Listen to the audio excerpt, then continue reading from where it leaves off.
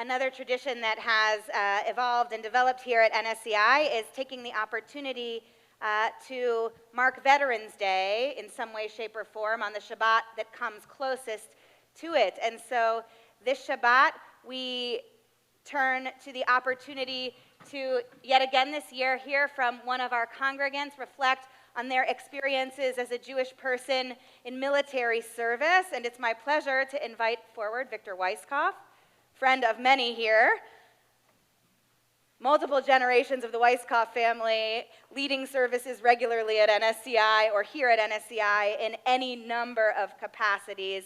And Vic is here to share his story. Just a little bit of background. I don't want to steal all your content, but I'll give a little background. So Vic graduated from getting his MBA from Washington University in 1966, and shortly thereafter volunteered for a 4-year term of service as a commissioned officer in the U.S. Air Force. He entered officer training in San Antonio. He was commissioned as a second lieutenant in the Air Force Reserve and served in Washington as an accounting and finance officer. And much of that changed when in 1969 he was sent to Turkey on the southeastern coast of the Black Sea, approximately 120 miles from the Soviet border, and he served as a base controller there. His story is a powerful one, and he was discharged from active duty with the rank of captain in 1971, but has continued his dedication as a veteran, serving as a vice president, correct? Good title? Yes, vice president of the Jewish War Veterans Board, still today, correct? Excellent. And so post-29, and Vic speaks regularly around the community. We've not had the opportunity to hear from him here, and so we are thrilled that he agreed to share some reflections with us tonight. So with no further ado, Vic, the mic is yours. Get my stuff out of your way. Rabbi Wendy, you covered it pretty well.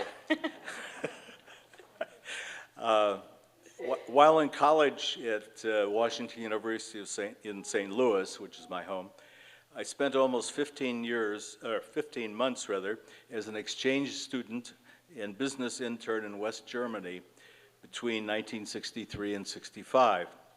My travels also took me to East Berlin, Czechoslovakia, Hungary, Yugoslavia, and Spain, all places with totalitarian governments. Crossing the border between the East and West by car or bus, one couldn't miss the gun emplacements, barbed wire, border police who scoured each vehicle's undercarriage with mirrors coming and going. Armed soldiers patrolled the city centers, especially around government buildings. Visiting Prague, my great-grandparents' home and formerly a prosperous and sophisticated city, and it is again today, I saw poorly dressed people queued up in long lines to buy scarce watermelons off a farm truck in August 1964. An East German student staying at the same youth hostel as I was asked in all seriousness if I'd sell him my passport.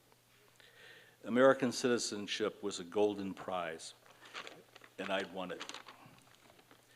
So I knew this Cold War was serious business, and I knew I wanted nothing to do with totalitarian isms. The Vietnam War was building up. Barbara and I got engaged in 1966, and several friends were getting married to avoid the draft.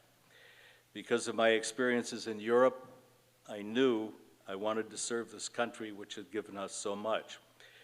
I shared my feelings with Barbara, who later experienced communist Europe herself, and we agreed I'd volunteer to serve. A fraternity brother called me and told me that he'd been accepted into officer training with the Air Force, so I went to see a recruiter. In 1967, I was commissioned as a second lieutenant. My first assignment was with a military airlift unit in Tacoma, Washington, as a trainee accounting and finance officer. Barbara and I had planned our wedding in Chicago for late June of '67, but we weren't sure until the last minute that I'd be approved for leave. We pictured being married by rabbis, standing with each of us in separate phone booths on a long-distance call, but fortunately that wasn't necessary. I was married in my military dress uniform at Bethel, up the road here, by an ex-Navy rabbi who kept calling me ensign, but the rest of the wedding was wonderful. After nearly 18 months in Tacoma, I started volunteering, which is the direct opposite of what most people are advised to do, not to do in the military. But I started volunteering for duty at remote Air Force bases where dependents were permitted. One was in northern Pakistan, but that was abruptly canceled. Rumor was that the Air Force didn't want Jewish personnel to land en route in Saudi Arabia. In January of '69, I was sent unaccompanied to Trabzon Air Station, an electronic listening post on the Black Sea, about 120 miles from the Soviet border. Once a month, the officers and enlisted men were treated to a spaghetti dinner at the tiny Catholic church downtown, staffed by an Italian priest. According to Father Succi, Turkish soldiers murdered Armenians on the church's grounds during the Armenian Holocaust. It was the first time I'd heard of that. Shortly after I arrived in Trabzon, we found out that Barb was pregnant with our first child. Email, cell phones, FaceTime, and Skype hadn't been invented yet, so we communicated by mail and an occasional call over military phone lines.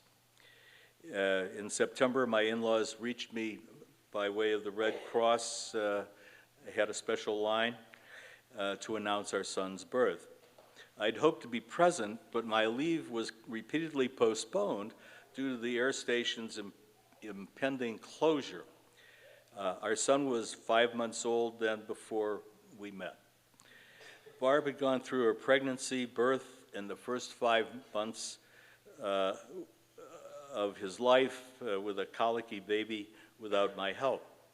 It's important to remember the whole family serves when someone is on active duty. When I returned from Turkey in February of 1970, we went to Luke Air Force Base, which is near Phoenix. Without relatives nearby and isolated from the Phoenix community, which was 20 miles away, our Gentile fellow officers and their families became our family and guests at holiday meals, and we at theirs.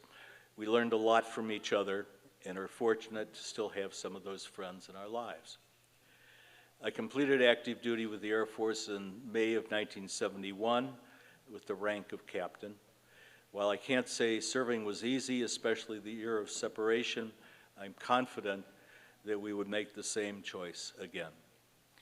Jewish veterans are often asked, did you experience anti-Semitism in the service? My own experience was overwhelmingly positive. There was one unkind remark made by a fellow officer candidate, strangely enough a fellow I knew from St. Louis, but not much else. About 10 years ago, I joined the North Shore Jewish War Veterans Post, which meets the third Tuesday of each month at Congregation Solel. And this is a commercial. We enjoy not only camaraderie with fellow veterans of all services, eras, and ages, but also interesting presentations on subjects of military and general interest.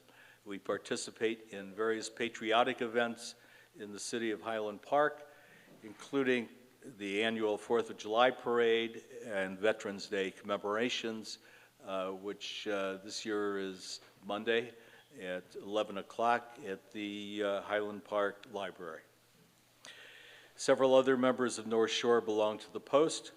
If you're a veteran, regardless of whether active duty or reservist, and I'm talking to you, Mr. Borden, we cordially invite you to visit our growing group.